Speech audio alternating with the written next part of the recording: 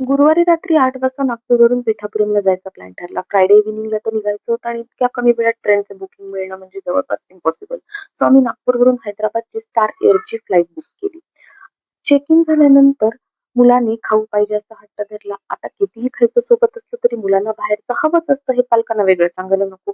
तरी नशीब म्हणायचं की समोसा आणि कोल्ड कॉफीवर भागलं आमचं. फ्लाइट थोडीशी डिले होती बट इट्स ओके.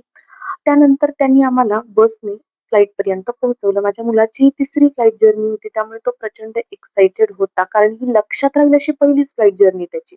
भरपूर प्रश्न विचारणं सुरू होतं आणि माझी फोटो काढण्याची धडपड, पण तो काही मला एक फोटो चांगला मिळू देईना.